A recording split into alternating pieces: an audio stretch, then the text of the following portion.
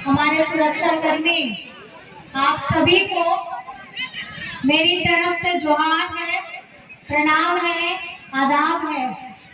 और जिस तरीके का जोश और खरोश है यहाँ पे, ये यहाँ की माटी, यहाँ के वृक्ष, यहाँ की हवा, यहाँ की फिजा, यही हमारी डुमरी और यही वो धरती है जहाँ अभी मैं बता रहे थे कि मेरे ससुर श्री आदरणीय दिशम गुरु शिबू सोरेन जी भी आते थे और साथ ही साथ स्वर्गीय हमारे जगन्नाथ दा भी यहाँ आते थे।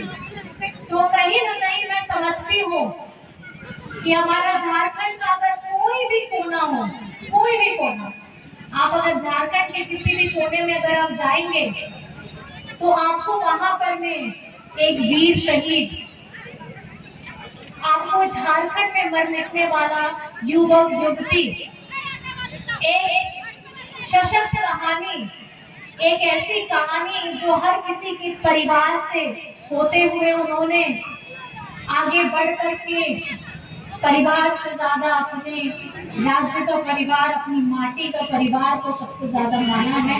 और मैं धन्यवाद करना चाहती हूँ इस मंच से, और मैं साथ ही साथ नमन करना चाहती हूँ स्वर्गीय आदरणीय हमारे जगन्नाथ दास जी को कि उनके प्रयास से आज हमारा डुमरी विधानसभा प्रगति के रास्ते में अग्रसर है। और उन्होंने शिक्षा के क्षेत्र में जिस तरीके से क्रांति लाई थी, चाहे हमारे सीएम स्कूल ऑफ एक्सीलेंस खोलने की बात हो, चाहे नेतरहाट बोर्डिंग स्कूल, उसके तर्ज पर 3 विद्यालय खोलने की बात हो जिसमें एक हमारा नवाडी में भी आता है, उसके साथ हमारी रसोइया दीदी जो है उनके मानदेय को बढ़ाने की बात हो, या पारा शिक्षकों के वेतन को 50% बढ़ाने की बात हो, या हमारे पिछड़ों के लिए आवाज उठाने की बात हो, कोई भी जो भी कार्य उनको अपने समाज के प्रति, अपने झारखंड के प्रति मिला, उन्होंने उन्हें एक ऐसी सोच के साथ अपने कदम को आगे बढ़ाया जिससे शिक्षा, बच्चों के साथ हमारी महिलाएं, उनको मजबूत करने के साथ हमारे जितने झारखंडी वासी हैं उनकी आवाज को बुलंद करने का काम किया है। आज उनके कामों को हम याद करते हैं और कहीं ना कहीं उनकी कमी हमारे बीच में जरूर रहती है, क्योंकि वो एक ऐसे व्यक्ति थे, वो उनका व्यक्तित्व ही उनको जगन्नाथ दा बनाता था। आज हम उनकी बातों को याद करते हैं और ये डुमरी विधानसभा में आज आपके सामने में आदरणीय बेबी देवी जी बैठी हैं, और कहीं ना कहीं ये भी गृहिणी थी, अभी भी गृहिणी है, लेकिन ये पहले अपना घर संभालती थी, अपना परिवार संभालती थी, और जगन्नाथ दा आप लोगों के बीच में काम करते थे। आज उनके बाद बेबी देवी जी ने भी अपना गृहिणी स्वरूप के साथ उनको जो एक जिम्मेदारी मिली है झारखंड की आधी आबादी के विकास की, उसको भी निरंतर आगे बढ़ाने का काम कर रहे हैं। झारखंड में आजकल क्या चल रहा है? सबकी जबान में एक योजना सबसे ज्यादा चल रही है कि नहीं? कौन सी योजना है आप बताइए? कौन सी योजना है?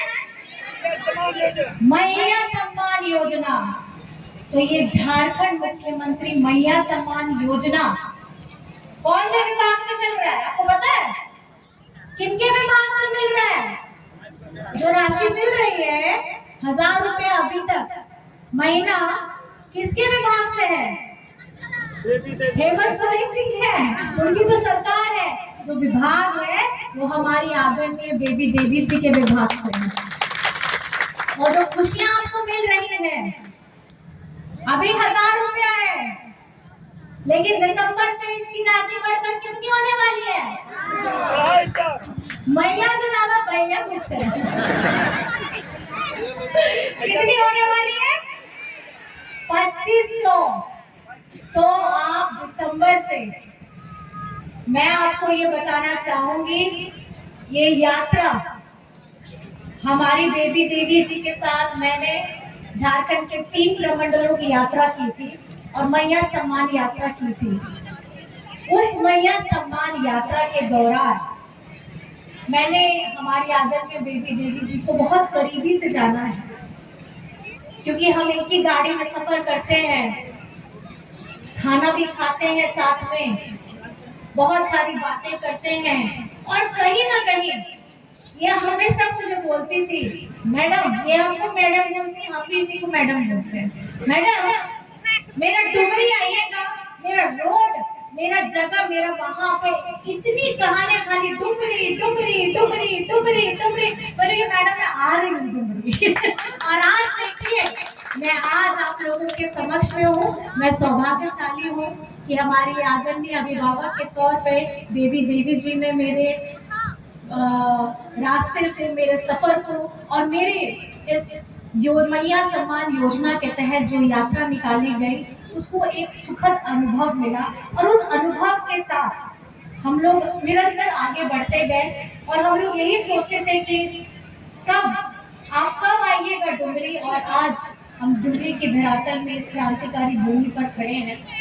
ये क्रांतिकारी भूमि है जहाँ विश्व गुरु शिबू सोरेन जी ने हमारे अगुआ साथियों के साथ, गुरुचरण महतो जी के साथ और आदि सब हमारे अगुआ साथियों के साथ में वो झारखंड को बनाने का और उसे सुंदर बनाने का संकल्प लिया था।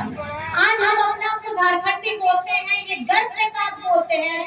तो मैं धन्यवाद देना चाहती हूँ इस मंच से हमारे उन सभी आंदोलनकारियों को और उनके परिवारों को जिन्होंने अपना परिश्रम करके, अपनी तपस्या करके आज हमें ये गौरव दिया है।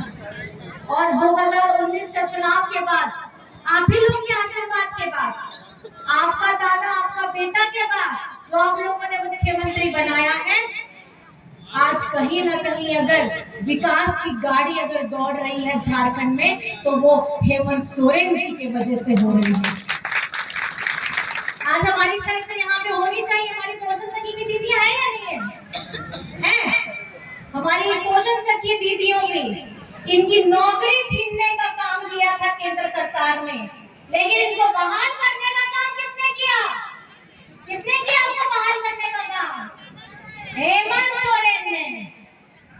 यहाँ पर मैं झारखंड में अगर कोई चिंता करने वाला है तो वो हेमंत सोरेन है।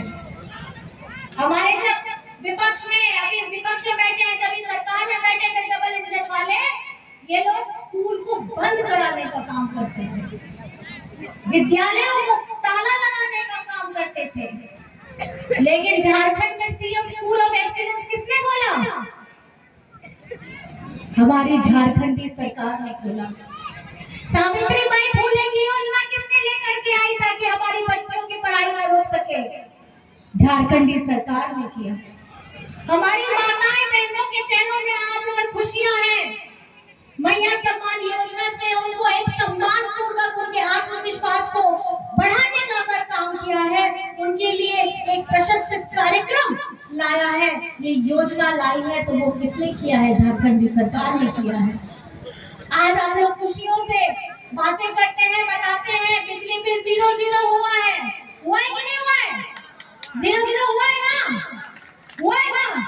किसके वजह से हुआ है? झारखंडी सरकार हेमंत सोरेन की वजह से हुआ है। आज हमारे कितने किसान भाई हैं, उन लोगों का ऋण माफ हुआ है, एक किसान का 2-2 लाख ऋण माफ हुआ है। ये किसने किया है? ये झारखंडी सरकार हेमंत सोरेन ने किया है। और आज ही इसके साथ साथ मैं आपको बताना चाहती हूँ, अगर आप बच्चे, हमारे जितने सारे बच्चे हैं पढ़ाई कर रहे हैं, ये पढ़ने का, अगर आगे पढ़ करने का सपना देखते हैं तो उनको अगर विदेश में पढ़ने का भी अगर सपना देखते हैं तो वो भी सरकार, झारखंड की सरकार एक योजना लाई है परांगूम के स्कॉलरशिप योजना, ताकि वो बच्चे विदेश में जाकर के पढ़ सके और उसका एक भी पैसा आपके जेब से खर्च नहीं होगा। आज अबू आवास की बात हो, सर्वजन पेंशन की बात हो, सावित्रीबाई फूले हो, ऋण माफी हो, बिरसा हरित ग्राम योजना हो, हमारी इतनी सारी योजनाएं झारखंड में चल रही है। कौन चला रहा है? ये आपका दादा, आपका बेटा चला रहा है। किस लिए चला रहा है? ताकि हमारे झारखंड में हर एक वर्ग, चाहे हमारी माताएं बहनें हो, हमारी बेटियां हो, हमारे भाई दादा हो, बुजुर्ग हो, अपने सशक्त होकर के वो अपनी लड़ाई को लड़ सके। और ये झारखंड हर वक्त लड़ने के लिए तैयार रहता है, क्योंकि झारखंड के साथ हमेशा भेदभाव होता है।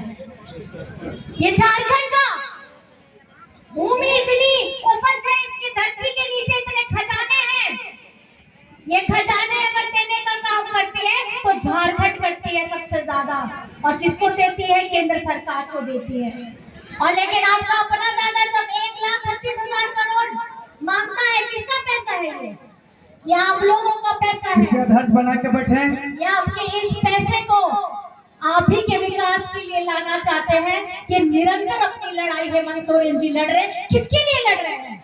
आप लोगों के लिए लड़ रहे हैं। जितनी योजनाएं आज झारखंड में चल रही हैं, वो सारी की सारी योजनाएं हेमंत सोरेन जी झारखंड की राशि से दे रहे हैं। चाहे आपकी खुशियों को देने का काम हो, हमारी बच्चियों को पढ़ाने का काम हो, चाहे रोजगार सृजन योजना का काम हो, या हमारे बिरसा हरित ग्राम योजना का काम हो। मैं आपको बताना चाहूंगी, आप इतने देर से यहाँ पे आए हैं, मैं बहुत बहुत धन्यवाद भी देना चाहूंगी। और आप सबसे ये पूछना भी चाहूंगी कि हमारे इस चुनावी दंगल में हम आ चुके हैं, आप इस दंगल में हेमंत सोरेन जी के साथ में खड़े हैं या नहीं खड़े हैं? खड़े हैं? दोनों हाथ उठा के बताइए कि हेमंत सोरेन जी के साथ में खड़े हैं आप लोग? खड़े हैं सब लोग? भाई दादा आप लोग से भी पूछ रहे हैं, खड़े हैं? खड़े हैं ना? तैयार हैं? सब लोग तैयार हैं? और डरिएगा तो नहीं ना? जिस तरीके से 2019 में हमारी झारखंड की आवाम ने, हमारी झारखंड की जनता ने हेमंत सोरेन जी को अपना मुख्यमंत्री बनाया, आपका अपना बेटा को मुख्यमंत्री बनाया, आपके अपने भाई को मुख्यमंत्री बनाया, फिर से 2024 का विधानसभा चुनाव अब घंटी बज चुकी है।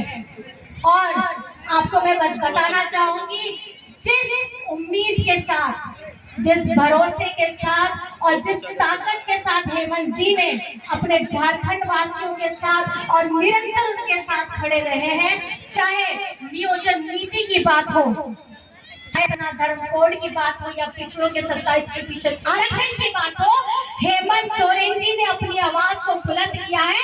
हमारी झारखंड सरकार ने आवाज को बुलंद किया है। अगर आगे उसको रोकने का काम कर रहे हैं तो हमारे विपक्ष वाले, बीजेपी वाले कर रहे हैं। विधानसभा से हेमंत सोरेन जी ने नियोजन में 30,000 धर्म कोड, पिछड़ों को आरक्षण 27% का देने का काम किया, लेकिन आगे जाकर के ये लोग देते हैं। तो मंशा तो साफ है कि आप झारखंड में नियोजन नीति नहीं लाना चाहते। मंशा साफ है, आप पिछड़ों को 27% का आरक्षण नहीं देना चाहते। तो अगर आपको अपने हक अधिकार के लिए लड़ना है तो निरंतर हेमंत सोरेन जी की आवाज को बुलंद करना होगा। आप बुलंद करने के लिए तैयार हैं या नहीं है? तैयार हैं सब लोग? अपनी भाषा बोली, हमारे स्वाभिमान खोटा भाषा को, झारखंड के हथियारे को अगर बुलंद करना है तो लड़ना होगा। वो चमकते हुए तीर धनुष को अगर आप देख रहे हैं, वो प्रतीक है कि अगर झारखंड में कोई आएगा तो कौन आएगा? कौन आएगा? कौन आएगा? हमारी आधी आबादी किसके साथ है? हमारी आधी आबादी किसके साथ है? हमारे भाई दादा किसके साथ है? बस याद रखिएगा, हम बातें नहीं करते हैं, काम करते हैं और काम करके हम आपके सामने में आए हैं। जितनी भी बातें की हैं, कुछ काम करने के लिए ये समय कम पड़ गया, क्योंकि कहीं ना कहीं ये हमारी यहाँ पर में कोविड का समय आया। कोविड में बहुत लोगों ने अपने परिवारों को भी खोया था, और आज उस परिवार को खोने के साथ साथ मैं ये कहना चाहती हूँ कि उस दर्द को अपने जहन में जरूर रखिएगा, और उसके साथ ये जरूर बताइएगा कि अगर ये लड़ाई लड़नी है तो आपको हेमंत सोरेन जी के साथ में खड़े होना होगा। तो मेरे साथ एक जोरदार नारा, हेमंत सोरेन जिंदाबाद, हेमंत सोरेन जिंदाबाद, हेमंत सोरेन जिंदाबाद। और लहराते इस झंडे अर्जुन की तरह